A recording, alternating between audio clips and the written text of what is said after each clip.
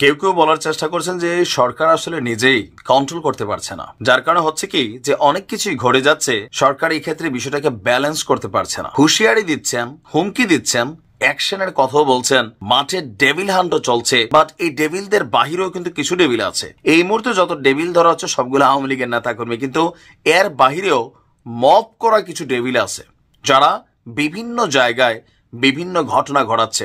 আর এগুলোর দায়ভার ইতিমধ্যেই সরকারের কাঁধে এসে পড়েছে। বরাবর শান্ত থাকা ডক্টর ইউনূস এখন অশান্ত বক্তব্য দিচ্ছেন।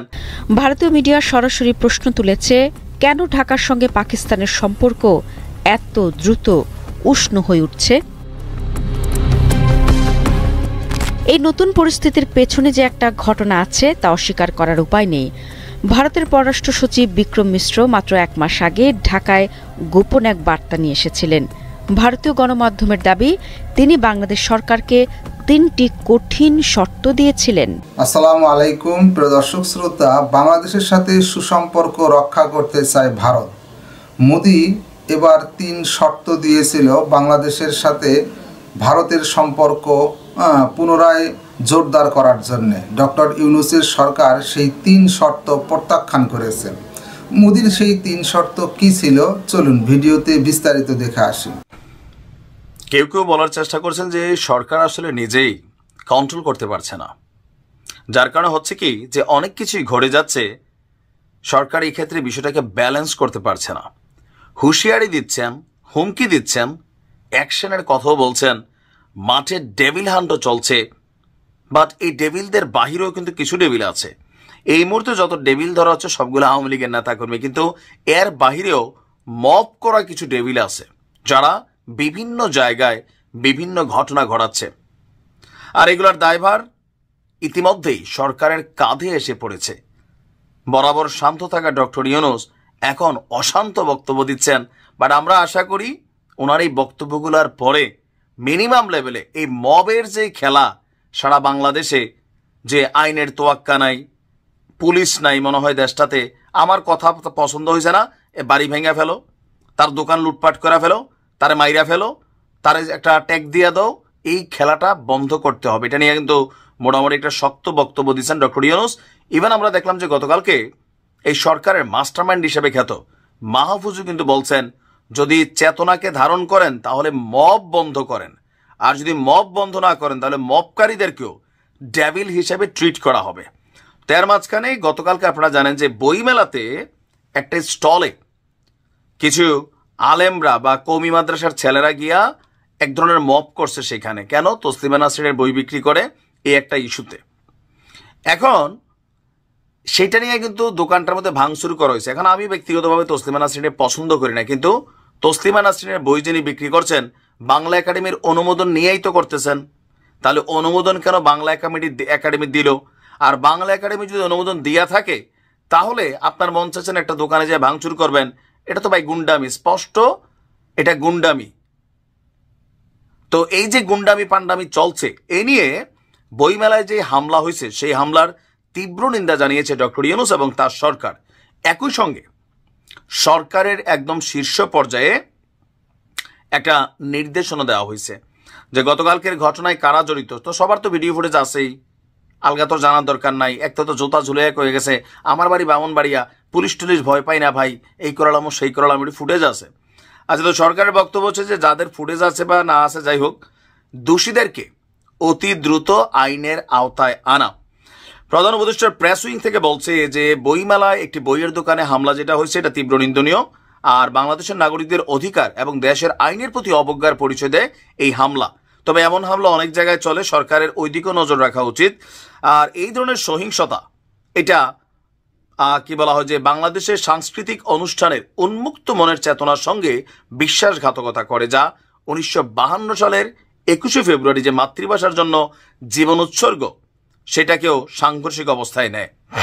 তো সরকারের সংশ্লিষ্ট নিরাপত্তা সংস্থাগুলো বলে দিছে দেশে যে কোনো ধরনের গণসহিংসতার ঘটনা বন্ধে কঠোর ব্যবস্থারও নির্দেশ দেওয়া হয়েছে। পুলিশ বলছে যে কোনো জায়গায় যদি কোনো ধরনের জোরপূর্বক কোনো ঘটনা হয় কোনো নাগরিকের সাথে, কোনো প্রতিষ্ঠানের সাথে, তাহলে সরকার খুবই শক্ত ভূমিকা পালন করবে, কঠোর হুঁশিয়ারি দেওয়া হয়েছে সরকারের পক্ষ থেকে।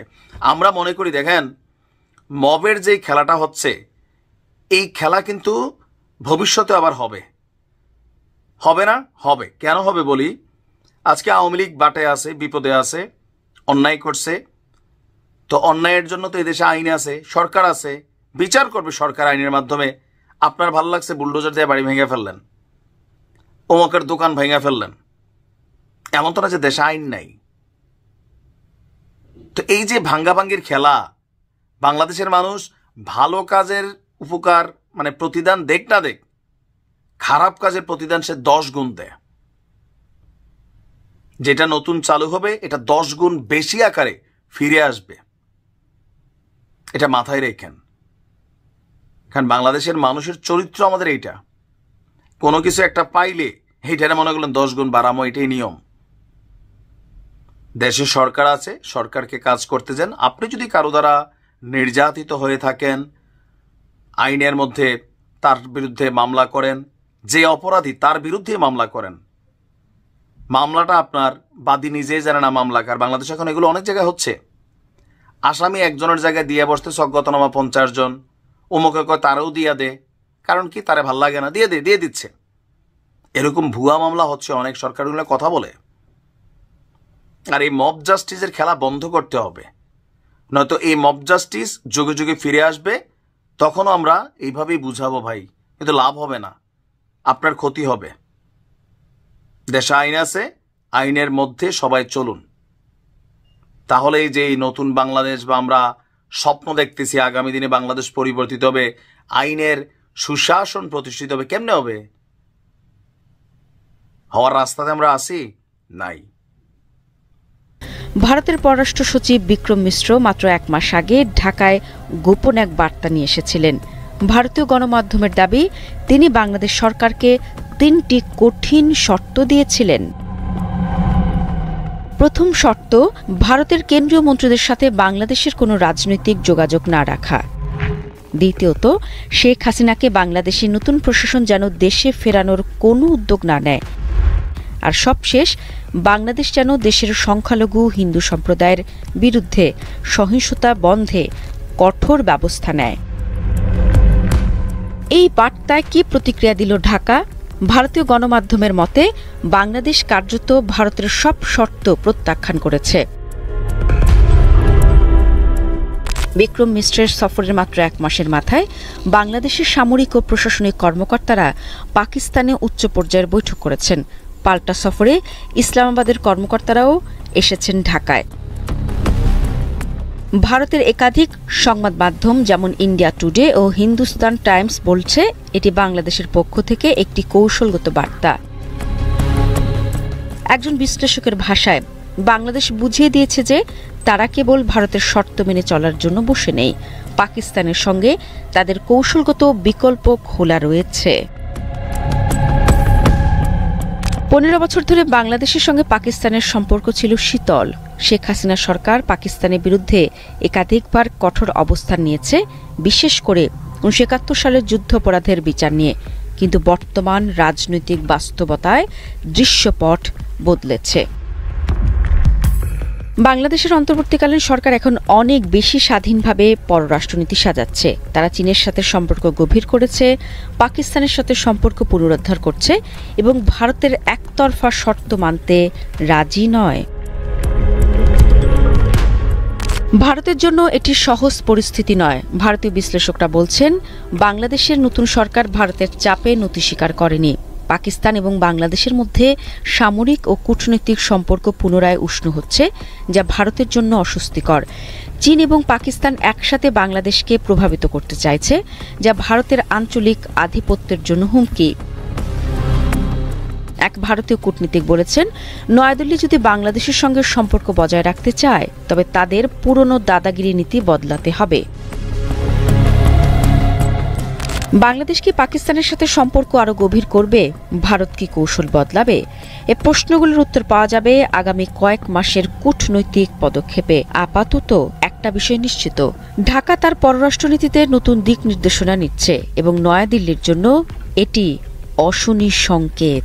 প্রিয় দর্শক শ্রোতা, এই বিষয়ে আপনার মতামত থাকলে কমেন্ট বক্সে আপনার লিখতে পারেন, কমেন্ট বক্সে আপনার মতামত। আজকে এই পর্যন্তই। আল্লাহ হাফেজ।